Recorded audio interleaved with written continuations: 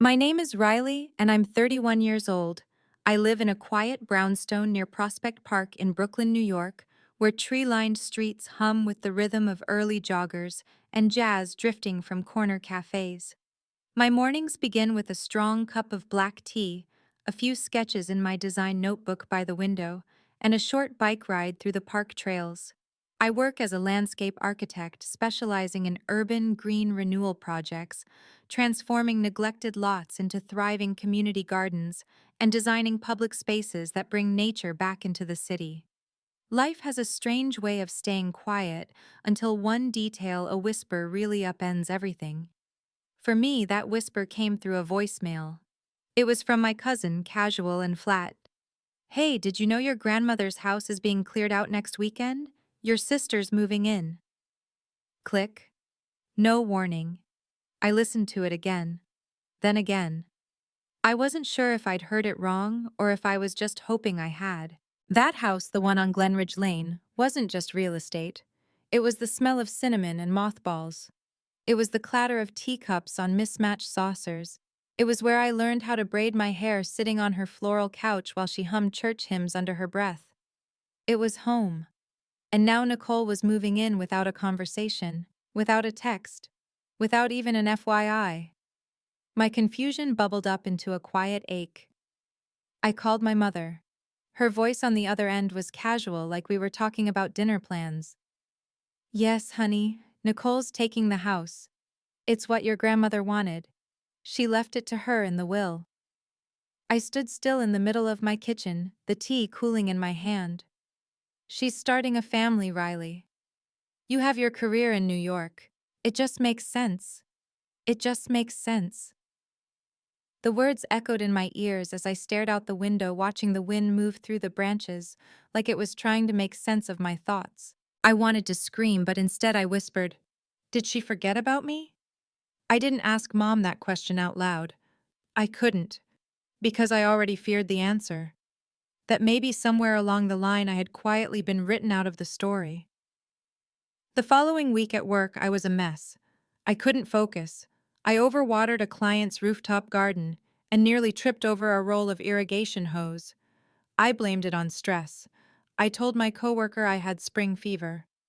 But the truth is, I was grieving something no one else seemed to realize had died my place in the family.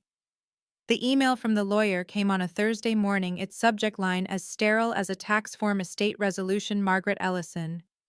I opened it, still half hoping for a footnote with my name. But no, it was formal and final. "The property located at 18 Glenridge Lane shall be inherited in full by Nicole Ellison." I wasn't even mentioned, not a single word. I read it 3 times. Then once more, with tears welling in my eyes.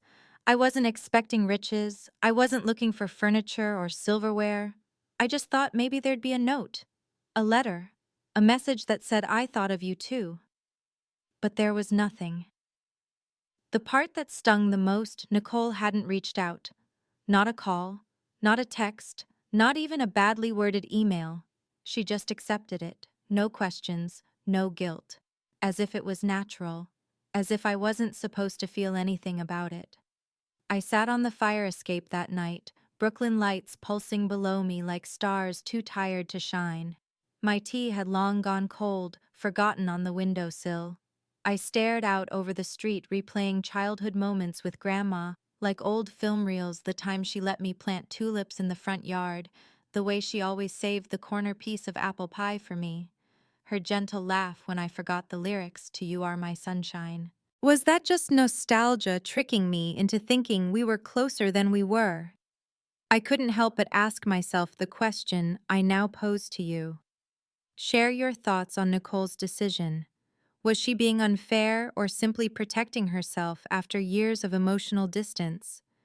This prompt invites you to reflect and offer your own perspective on setting boundaries in family relationships and on the importance of self-love and self-respect.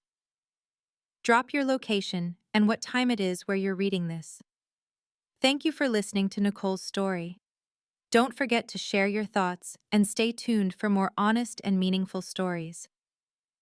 The morning after the lawyer's email, I found myself sitting cross-legged on my living room floor surrounded by printouts of property records and old photographs I hadn't touched in years.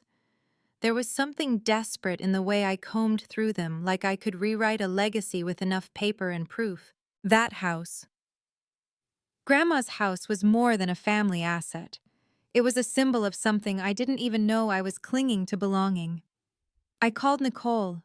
She didn't answer. Not the first time, not the second. On the third, she finally picked up, her voice sharp with confusion and a little impatience. Hey, is everything okay? I didn't know how to start. How do you tell someone you feel erased without sounding bitter? I tried anyway. I heard about the house, I said. A pause. Oh, yeah.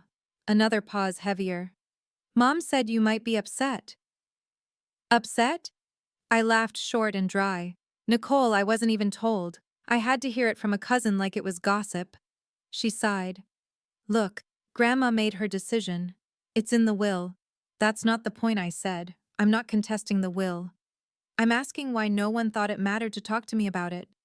I spent just as much time there as you did. Maybe more. Her tone shifted, cool, like a lawyer prepping a case. You moved away, Riley. You chose your own path. You haven't exactly been involved. I could feel my fingers curling into fists, but I kept my voice steady. I sent birthday cards. I called. I visited when I could. Don't make it sound like I disappeared. But you weren't here, she said flatly. You weren't part of the day-to-day. You didn't see how much Grandma relied on me near the end. There it was, the unsaid scoreboard. She had points for presence. I had points for memory. But apparently presence was what counted. Okay, I said, swallowing the lump in my throat. Then say it. Say she loved you more. That she chose you. That I didn't matter enough. That's not fair, Nicole snapped. Don't twist this into some trauma narrative just because you're feeling guilty. Guilty? It felt like being slapped through the phone. We ended the call there, not with resolution, not even with anger. Just a cold metallic click. Like closing the door of a refrigerator you no longer want to open. That weekend I flew home. I didn't tell anyone. I rented a car, drove past the old streets that had once felt like chapters in a book I knew by heart. And there it was, 18 Glenridge Lane. The rose bushes were overgrown, the mailbox leaning like it was tired. A dumpster sat in the driveway, half full of boxes and worn-out furniture. My stomach turned. I parked a block away and walked up slowly as if approaching a sleeping animal that might bite. No one was home. The front door was locked, but the window next to the porch had a crack in the frame. I knew how to slide it open. Grandma showed me when I was 10 in case I ever got locked out. Some doors open when you trust them, she used to say. I slipped inside. The air smelled like dust and citrus wood polish. The wallpaper had faded, but the memories hadn't. I ran my fingers along the hallway, touched the carved banister, peeked into the kitchen where I once learned to make banana bread. And then, without meaning to, I opened the drawer beneath the stove. That's where I found it. A folded envelope with my name in Grandma's handwriting. It was dated 3 months before she died. Hands trembling, I opened it and began to read. My sweet explorer, it began. You've always had the heart of someone who walks through life asking the right questions. I know you may feel left out when you read the will, and for that, I'm sorry. I've made decisions I felt were best for Nicole's needs. But you carry legacy in a different way. I don't want you tied to these walls. I want you free. Don't measure love in square footage. Measure it in the way you show up, even when no one's watching. I sat on the floor and cried. Not out of anger, not even sadness, but from the weight of being seen, if only in ink. Maybe Nicole had been the one who stayed. But I had been the one who wandered and still remembered her laugh, her garden, her late-night stories. Maybe Grandma saw that. Maybe she knew that freedom, not furniture, was my inheritance. As I left the house, I passed a mirror in the hallway. I didn't recognize the face at first. It looked older, tired, but calm. like someone who had just come back from a long hike and was finally ready to rest. And then, in typical Nicole fashion, I tripped over a box by the door labeled Donations. Inside, my childhood painting of a treehouse, the one Grandma kept on the fridge for 12 years. I laughed, just a little, because of course it ended up in a donation box, and because for the first time in days, I realized I still had my sense of humor. Light Hoke 1. You know your family's in trouble when your childhood art gets treated like expired canned beans. Light Joke 2. I used to think therapy was expensive, but this surprise trip home, that invoice is coming for my soul. Light Joke 3. Nothing like breaking into your dead grandmother's house to realize you're not emotionally over anything. When I flew back to Brooklyn, something inside me had shifted. I couldn't name it exactly, but it was like that letter from Grandma unclenched a fist I didn't know I'd been holding. Still, peace is never a straight line, especially not with family. 2 days after I returned, Nicole called. Her tone was clipped businesslike, like she was returning a work email. Did you go into the house? I paused, then answered honestly. Yes. You didn't tell anyone. You didn't either. There was a silence so thick I could hear the hum of her air conditioning through the receiver. Finally, she said, You could have just asked me for the key, and you could have told me what you planned to do with the house. She sighed, but it wasn't the tired sigh of someone out of patience. It was the reluctant kind, like someone opening a door they'd kept shut for years. Riley, I wasn't trying to steal anything from you. I've been the one here. I helped with the doctor visits, the medication, the house maintenance. I was the one holding her hand the night she passed. That hit harder than I wanted it to. I hadn't known that. I had been too late. She continued softer now. You left. You moved away and lived your own life. And maybe that's what she wanted for you. But I stayed behind, and I had to deal with a lot of things that no one prepared me for. I didn't tell you about the will because, well, I didn't want to feel like I was begging for your approval. Nicole, I said, my voice cracking, you never had to beg. For a moment, it felt like we might actually talk like sisters again. Like two people with a shared loss, instead of opposite sides of a legal document. But then she said something that pulled us right back into the war zone. I found a few things of yours in the attic. Old sketchbooks. Do you want them or should I donate them too? Ouch. I don't think she meant it to hurt, but it did. That single sentence undid every step we'd made toward reconciliation. I'll come get them myself, I said. Don't touch anything else. After we hung up, I stared at my phone and wondered why so many conversations with family felt like trying to walk a tightrope made of fishing line. One wrong word and the whole thing snaps. The next weekend, I went back to visit my parents. Not because I wanted to, but because I needed to understand how all of this happened so quietly. The moment I stepped into their house, the air changed. It smelled like lemon cleaner, and something older, resentment maybe. Mom greeted me at the door like nothing had happened. Riley, you look tired. You've been working too hard again.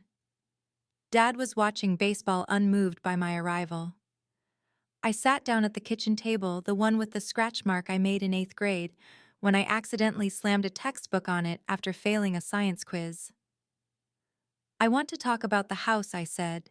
Mom's smile vanished like a switch had flipped. Oh, Riley, not this again. Yes, this. Why didn't anyone tell me what was happening? You were busy, she said with that same condescending warmth people reserve for toddlers who spill juice. We didn't want to bother you. You didn't want to involve me. Dad finally chimed in. Your grandmother made a decision. We just respected it. And what about me? Do I get a vote in what's done with my memories? My childhood? You've got your own life now, Mom said. This wasn't about you. The words landed like a slap. You're right, I whispered. It wasn't. It never is. I stood up suddenly exhausted. You know what hurts the most? It's not even the house. It's realizing that the moment I stepped out to build my own world, you all quietly folded up my place in this one. As I walked out, I passed the hallway mirror. I caught a glimpse of myself, shoulders tense, eyes weary, lips pressed into a line that looked too much like Grandma's when she was biting back disappointment. I ended up at an old coffee shop across from my high school. It still smelled like burnt espresso and carpet cleaner. I ordered an iced chai just like I used to. The barista misspelled my name on the cup Riley, and for some reason that made me laugh, a real chest-shaking laugh. At joke 1. If Starbucks ever wants to test AI handwriting, they should start with figuring out how they keep getting Riley wrong. Light joke 2, family inheritance battles, because therapy was getting too predictable. Light joke 3. My emotional baggage now comes with carry-on compartments, one for grief, one for sarcasm, and one for bad coffee. As I sat there sipping through too much ice and too little chai, I realized something. Maybe this wasn't about the house anymore. Maybe it was about being heard. About not being the daughter who left, but the one who remembered. And if no one was going to give me that acknowledgement, I'd take it. On my terms. The following week, Nicole invited me to dinner. A family dinner. The kind that used to involve Grandma's roasted chicken quiet hymns playing from the old stereo and debates about whether the cat should be allowed on the table. But this dinner was different. No Grandma, no stereo, no warmth. I showed up anyway. She lived there now at 18 Glenridge Lane. Seeing her name on the mailbox felt like getting a paper cut in slow motion. The porch light flickered as I rang the bell. Nicole opened the door wearing a pale blue sweater I vaguely recognized from a Christmas 10 years ago. Her smile was polite, rehearsed, the kind you give to a neighbor, not a sister. "Come in," she said. The dining table was set for 4. Nicole, her fiancé Mark, Mom and me. Dad, I was told, wasn't feeling up for company. Translation: he didn't want to deal with tension. The food was store-bought but plated nicely as if presentation might soften reality. We made small talk. About my work, about Mark's startup, about Mom's new book club. Not a single word about Grandma. Not a breath about the house. I took a bite of salad and felt like I was chewing resentment. Halfway through the meal, Mom said, "Isn't it nice to have the family together again?" I stared at her, then at my fork, then back at her. Is it? The air shifted. Nicole set her glass down too carefully. Mark reached for the breadbasket like it might deflect incoming fire. "I think we need to stop pretending this isn't awkward," I said calmly. "I'm here. I showed up. Now, can we actually talk?" Nicole leaned back, arms crossed. "Talk about what, Riley?" I smiled thin and sharp. "Oh, I don't know. Maybe about the fact that our grandmother's house was handed to you in secret while the rest of us were fed silence." "She left it to me," she replied. "It wasn't a conspiracy." "No, but the way you handled it was." Mom jumped in. "Girls, please." "We're not girls, Mom," I said. "We're women trying to figure out why the foundation of our family feels like it was built on sand." Mark, bless him, tried to help. "Maybe there's a middle ground here." Nicole shot him a look that could curdle milk. "There is no middle ground. Riley's mad that she didn't get what she wanted." I blinked. What I wanted, Nicole, I wanted to be told. I wanted honesty. I wanted to not feel like I was the stray dog scratching at the door. She flinched. I think I saw it, just a small crack in her composure. But she didn't apologize. Instead, she said, "You always make everything about emotion. You dramatize everything. This is exactly why you weren't part of the decisions." It was such a brutal thing to say that even Mom lowered her fork in silence. "I dramatize," I said quietly. "Or do I just refuse to shove things under the rug like the rest of you?" The room went dead silent. Nicole stared at her plate. Mom picked up her wine glass and pretended it was a telescope. Mark reached for more bread he clearly didn't want. I stood up, napkin in hand. "You know what, I thought coming here might help us reconnect. But it feels more like I showed up to my own erasure. So thanks for dinner." "Really? The chicken was inoffensive." I turned to leave, and just as I reached the door, Nicole said, "She always worried about you." I stopped. "She always said you carried too much." Nicole continued, that you felt everything deeper than the rest of us, that it might break you.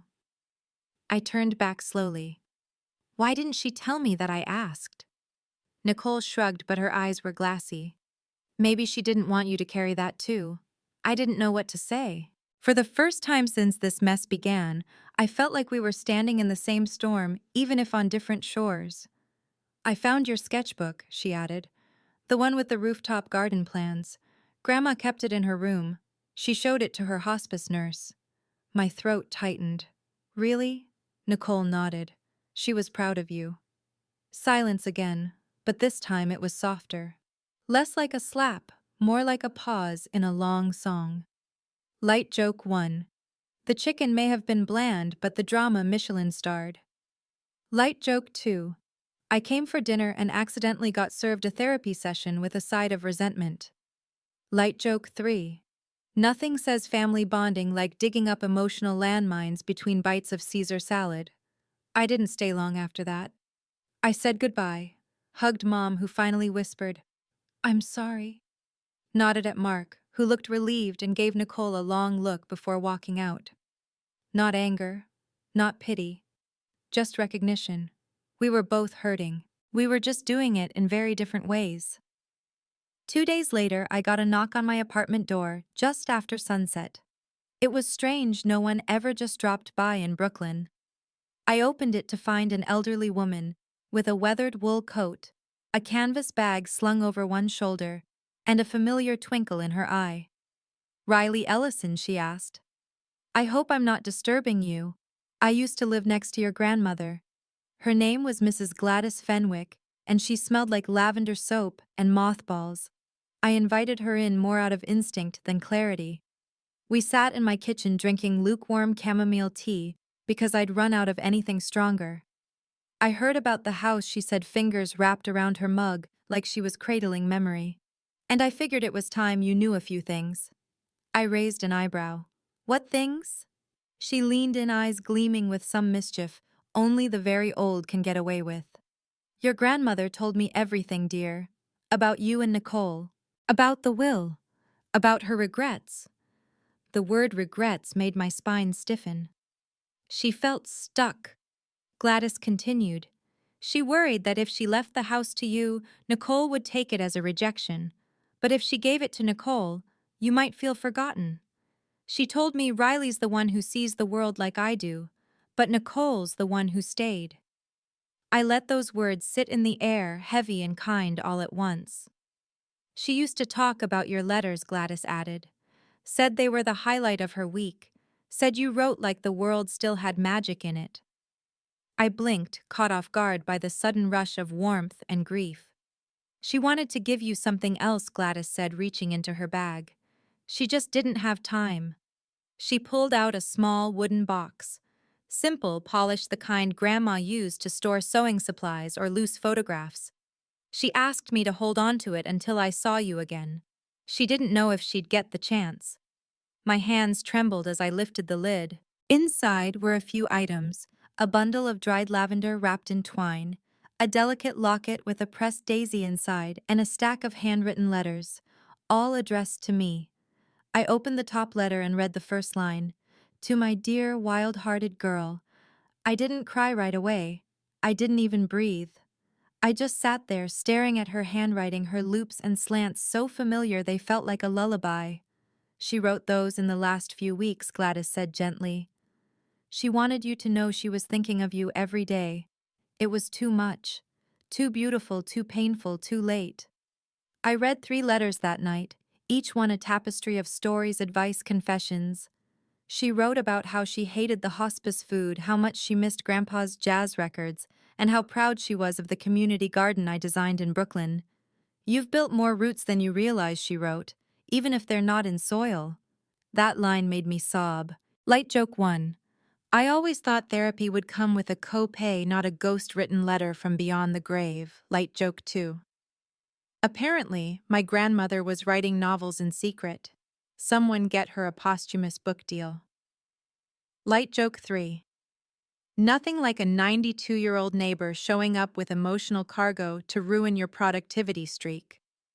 Over the next week, I read the rest of the letters, one each night before bed, like she was tucking me in again. She told me about her fears, her mistakes, her love for both of us. She never said Nicole deserved the house more, or that I didn't. She simply said, "Houses hold walls. You hold the stories." That changed everything. Because maybe Nicole needed a place to grow roots. But I'd always been the one who scattered seeds. I called Nicole that Friday. "I got a visit from Mrs. Fenwick," I said. Silence. Then, oh, she gave me a box from Grandma. Letters, keepsakes. Nicole's voice was cautious. She never mentioned that. "She didn't have to," I replied.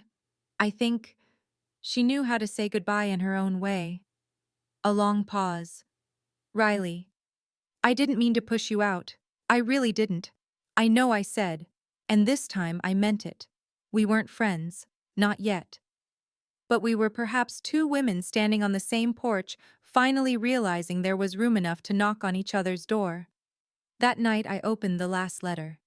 In it, Grandma wrote, "If this house ever becomes a burden, don't fight for it. Fight for each other. You are my legacy, not the drywall." I folded the letter and placed it back in the box. And for the first time in weeks, I slept like a child, with nothing left to prove. The following Monday, I found myself back in Brooklyn's city planning office, but my mind was anywhere but present. I was supposed to be reviewing a Greenway expansion proposal, but instead I was sketching a bench design with daisy patterns, just like the ones in Grandma's locket. My coworkers probably thought I was distracted.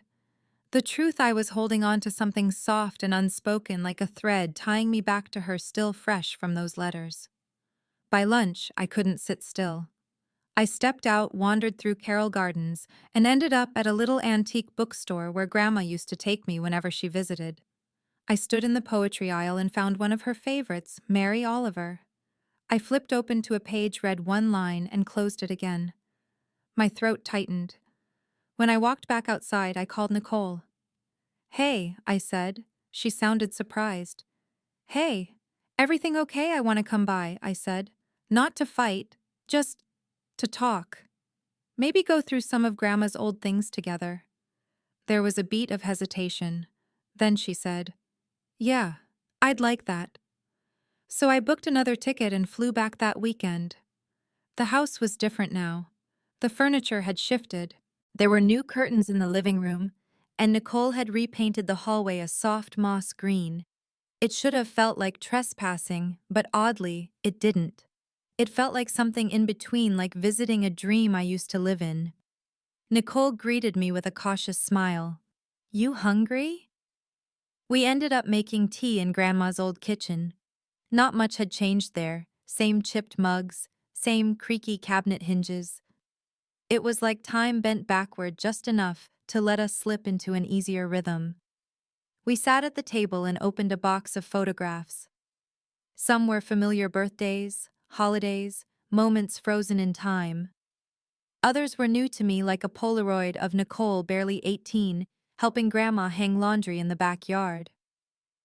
I studied that one for a long time. She looked tired, and determined, and quietly loyal. "I didn't know she leaned on you that much," I said. Nicole shrugged. She didn't say it out loud. She just handed me things. One day, it was the keys. The next, it was the prescriptions. Then suddenly I was making her funeral arrangements. Her voice cracked on that last word, and I looked away, giving her the dignity of not noticing. "I'm sorry you had to do that alone," I said. Nicole blinked hard.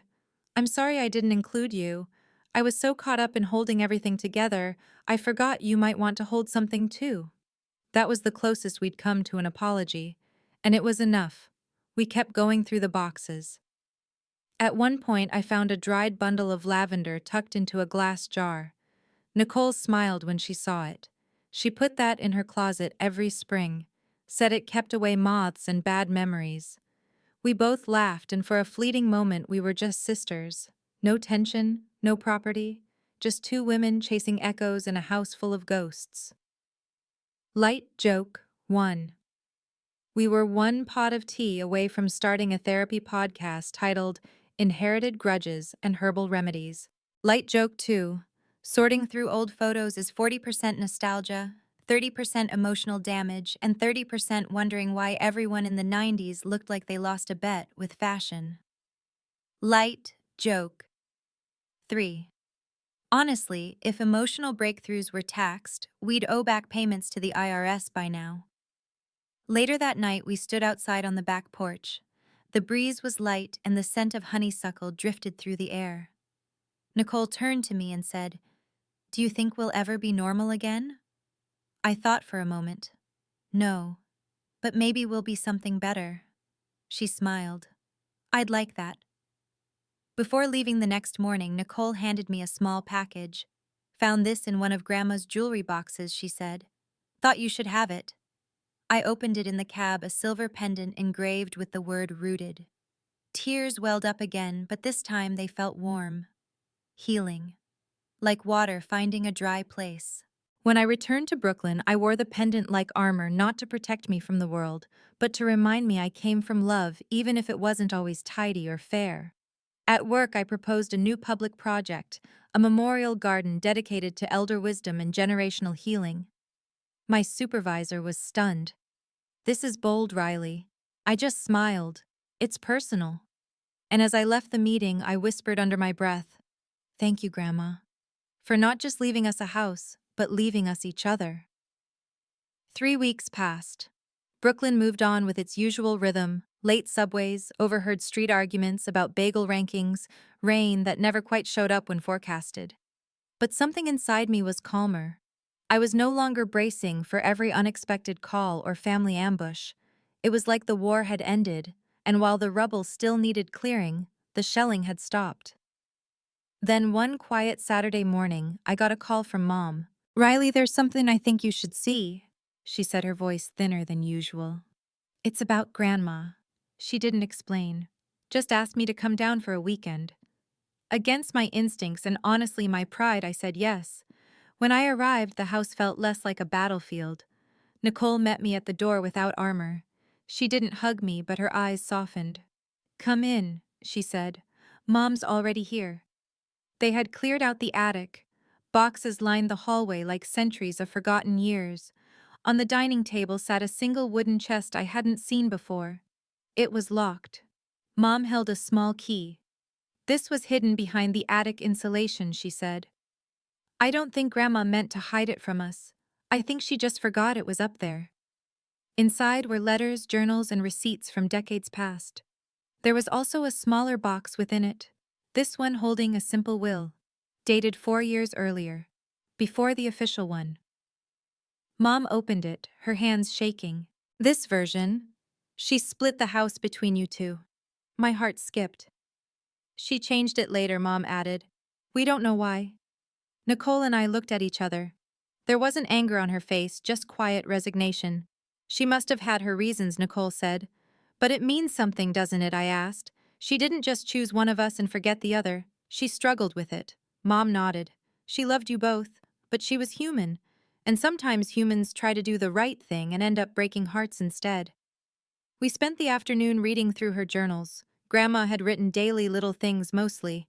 Complaints about pigeons on the porch, observations about the neighbors, but sprinkled throughout were reflections that felt like poetry. "Nicole brings me soup and tucks in my feet. Riley sends letters that smell like rain.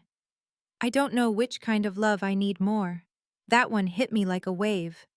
Nicole read another aloud, her voice barely above a whisper.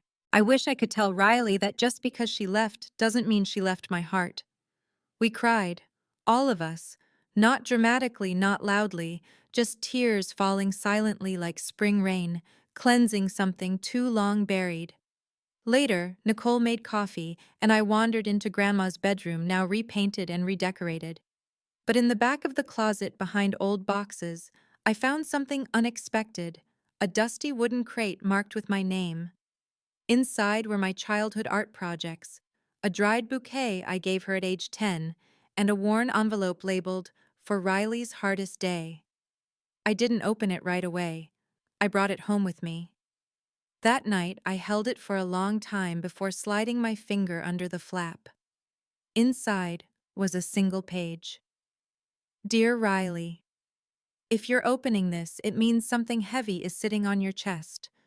So let me remind you, you were never too sensitive. You were never too much. You just felt more than most, and that is your strength. Let others carry boxes, you carry souls. That's the harder job. I broke down, but this time it wasn't from pain. It was from feeling seen, truly deeply seen. Light joke 1. Imagine being out-emotioned by a 90-year-old woman from beyond the grave. Grandma wins again. Light joke 2. If I had a nickel for every surprise letter, I could afford family therapy for all of us, and a croissant. Light joke 3. Turns out my grandmother was secretly the Beyoncé of emotional intelligence. Who knew? In the days that followed, Nicole and I texted more often. Sometimes just memes, sometimes recipes. Once she sent me a picture of the backyard garden coming back to life. Planted lavender. Thought you'd like that, she wrote. I stared at the screen for a long time. Thanks, I replied. It smells like home. Things weren't perfect, but they were growing. And sometimes that's all you can ask for. It was a warm Sunday in June when the idea came to me, not like a flash of lightning, but more like a soft knock at the door. I had spent the morning walking through the Brooklyn Botanic Garden, the sun pouring like honey through the trees, kids chasing ducks near the pond, couples sitting on benches with iced coffees and tangled fingers. I passed by a patch of lavender in full bloom and immediately thought of Grandma. And then Nicole. By the time I got home, the idea had already rooted itself. A family gathering, not to solve anything, not to rehash the will, just to bring us back to the table before the silence between us became permanent. I texted Nicole. Hear me out. Backyard dinner. Nothing fancy, just food, and maybe a few stories. She responded 10 minutes later with a simple, okay, but I'm not doing the dishes. Progress. The plan was simple. I'd bring wine, she'd handle the food, and we'd invite only the immediate circle, just us, Mom, Dad, and Nicole's fiancé, Mark. No lawyers, no cousins, no agendas. When I arrived at Glenridge Lane, the backyard looked transformed. Nicole had hung fairy lights across the fence. The old wooden table had been scrubbed clean and dressed in a white cloth. There were mason jars with wildflowers, some clumsily arranged, but it was perfect in its own crooked way. You did all this? I asked. She grinned. Mark helped. Okay, he mostly carried heavy stuff and gave opinions no one asked for. Mark appeared from the back porch with a tray of grilled veggies. Hey, I heard that Mom and Dad arrived shortly after carrying Tupperware and wine like it was Thanksgiving. There was tension, sure, but it was softer now. The kind that sits quietly at the edge of a room instead of dominating it. We toasted to new beginnings, even though the words felt awkward on everyone's lips. Still, they were said. That mattered. Halfway through the meal, I reached into my bag and pulled out Grandma's last letter, the one labeled, "For Riley's hardest day." I want to read something, I said. Nicole looked up. Her fork paused mid-air. Mom sat straighter. Even Dad turned off the game he'd been sneakily watching on his phone. I read it aloud. Every word, including the line that broke me, "Let others carry boxes, you carry souls." When I finished, the silence was reverent. Not heavy, not strained, just still. Then Mom spoke. I wish she had shared more of that with all of us. She tried, I said gently. We just didn't know how to hear it. Nicole looked at me, her eyes softer than they'd ever been. Thank you for reading that. We sat with the quiet for a while, eating dessert and passing old memories like breadcrumbs, the kind of storytelling we hadn't done in years. Mark told a surprisingly heartfelt story about the first time he met Grandma and how she grilled him on his 5-year plan while handing him banana bread. Dad admitted he still missed her lasagna even though he once claimed it tasted like regret. We laughed. Really laughed. Light joke 1. Family dinner tip. Nothing heals intergenerational trauma faster than banana bread and passive-aggressive compliments. Light joke 2.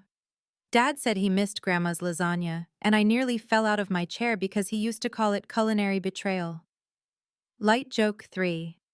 If emotional growth had a Yelp review, this night would get 4 stars. 1 star deducted for mom spilling wine on the dog. As the evening faded into warm shadows and dim fairy lights, I looked around and realized something important: the house wasn't the story. The people were.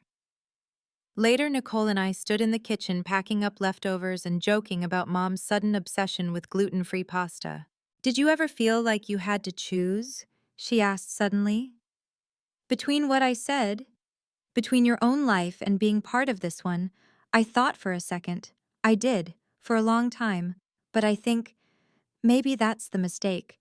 Maybe we were never meant to choose. Just learn how to carry both. Nicole nodded. That makes sense. And in that moment, I saw her not as the sister who got the house, but as the sister who carried her own kind of weight. Just like I did, just like we all did in our different ways. Before I left that night, she handed me a folded piece of paper. "I found this in one of Grandma's books. It had your name on the back." I opened it in the car. It was a recipe. Her lemon cookie recipe scribbled in Grandma's curling handwriting. At the bottom she had written, "Make these when your heart needs a reminder that sweetness can come from crumbling." I smiled. Because that's exactly what we were. Crumbling, but sweet. A week later, I stood in my Brooklyn kitchen apron dusted with flour, rolling lemon zest between my fingers like some sacred ritual. Grandma's recipe lay open on the counter corners, curling from age, her handwriting still dancing across the page like a secret whispered just for me. It felt surreal making these cookies, like I was borrowing her hands for an afternoon. The dough was imperfect, a little too sticky. I added flour, a little too dry. I added butter. Life, I thought, was no different, equal parts adjusting and hoping. The cookies baked while the sky turned gold outside my window. I watched the light stretch across the brick walls of the brownstones, and for the first time in what felt like years, I didn't feel like I was missing something. I felt rooted, not in one place, but in memory and meaning. As the scent of warm lemon filled the apartment, I pulled out my phone and texted Nicole a picture of the cooling tray. "Guess what's back?" She responded in seconds. "You better save me 3 or 4. Okay, 5. Don't get stingy." I laughed, loudly. That night I did something I hadn't done in years. I wrote a letter. A real one. Pen paper, no backspace. To Nicole. I used to think we were standing on opposite sides of a wall, I wrote. But I see now it was just the same wall from different angles. I hope we can keep chipping away at it, brick by brick. And maybe one day we'll see the same view. I mailed it the next morning. Later that week, Nicole called, not texted, called, and said she was thinking about going back to school, something part-time, landscape design of all things. "You inspired me," she admitted. "Don't get a big head about it." "I already have," I said. "It's the only thing that fits over my curls." She laughed, and I realized we'd begun to build something new, not over the rubble but through it. Then came the surprise. Mark and Nicole invited me to a small backyard ceremony. No big announcements, no fanfare. Just vows under the fig tree and a few close friends. They didn't want a flashy wedding. They wanted peace. I helped string paper lanterns between the trees. Mom cried during the vows. Dad wore a suit and actually smiled. Nicole wore Grandma's locket. After the ceremony, she pulled me aside. "I know we fought. About the house, about everything. But I want you to know, if we ever have a daughter, I want to name her Margaret." I didn't know what to say, so I hugged her, tightly, without words. Later that evening, I sat by the edge of the garden, wine glass in hand, watching the fairy lights blink like soft fireflies. Mark handed me a plate with, you guessed it, lemon cookies. "Nicole said you made these," he said. "She also said she's going to eat 6. She only deserves 5, I muttered, smirking. He laughed. "You two are complicated." "Yeah," I said. "But we're learning." He sat beside me. "That's all anyone can do." Light joke 1. I came for a wedding and accidentally stayed for a sisterhood restoration arc. Light joke 2. Nicole's vows were sweet, but the cookies still stole the show. Priorities. Light joke 3. If someone told me a year ago I'd be crying at my sister's wedding while discussing garden mulch with her fiancé, I'd have asked what brand of wine they were drinking. As twilight deepened, I realized something else. The inheritance was never about the house. It was about the stories we carry, the silences we break, and the bridges we build after the fires die down. We're all handed something messy when someone we love leaves a key, a memory, a wound. What we do with it, that's our choice. I stood to leave and looked back at the porch. Nicole waved. Don't forget to send that cookie recipe, she called. I already did, I lied. I wanted to watch her beg. In the car, I placed Grandma's original recipe back into the folder, folded the letter Nicole wrote me last month into my journal, and exhaled. For the first time, I wasn't holding on too tightly. I was simply holding. Fall arrived like a quiet apology cooler. Air-burnt orange leaves tumbling across the sidewalks, and that strange hush New York gets when it finally exhales after a long summer. My window boxes were full of fading marigolds. I didn't replace them. Letting go, I was learning, had its own beauty. Nicole called one chilly Sunday afternoon. You busy? Only if laundry counts. Want to come up next weekend? I was thinking, maybe we could clean out the garage together. There's still a ton of Grandma's stuff I haven't sorted. Could use another pair of eyes. It wasn't just a request. It was an invitation, one I didn't realize I'd been waiting for. I'll bring cookies, I said. Lemon, she asked, hopeful. Is there any other kind? That weekend I made the trip again? This time the drive felt different, less like retreating into old wounds, more like returning to something healing. The house didn't sting anymore. It felt lived in, warmer. Even the creaking steps sounded more like memory than grief. We spent hours in the garage surrounded by boxes that smelled like cedar and dust. Among the clutter we found forgotten treasures, a rusted watering can Grandma once used, an old music box that still played a slightly warped lullaby, and a stack of photo albums neither of us had seen before. One picture stopped us both. It was of us, Riley and Nicole, maybe 6 and 8, curled up on Grandma's lap, under a thick knitted blanket, eyes squinting at the camera mid-laughter. Nicole smiled, but her eyes shimmered. We were so small. Yeah, I said, and she made us feel so big. We sat on the cold garage floor flipping through pages, not rushing. No timeline, no tension, just stillness. Later that evening, Nicole and I sat in the backyard with mugs of hot cider. Mark had strung up new lights. The air smelled of damp leaves and cinnamon. I've been thinking about selling, she said suddenly. My heart skipped. The house. She nodded. Not right away, but eventually. Mark and I want to move somewhere quieter, maybe upstate. I didn't speak. I just waited. I'd like to split the profit with you, she added. That caught me off guard. Nicole. I know what the will said, she interrupted. And I'm not doing this out of guilt. I'm doing it because it feels right. You were a part of this house, even if the paper didn't say so. I blinked hard, trying to keep tears from betraying me. You don't have to. I want to, she said. And I think she'd want that too.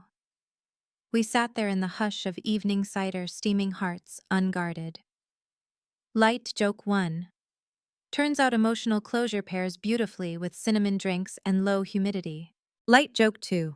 The only thing more surprising than Nicole offering to share the sale was realizing I had no sarcastic response ready. Light joke 3. Who knew garages and hot cider could solve more than therapy ever billed me for? That night before bed, I took one last walk around the house. I touched the railing, the doorknob, the chipped paint on the porch post. Everything felt softer now. Not because it had changed, but because I had. In Grandma's old bedroom, I found her nightstand still held one of my childhood drawings tucked beneath the liner. a tree house with stars above it and two stick figures inside. On the bottom, I had scrawled me plus Nikki, else always. I took a picture of it.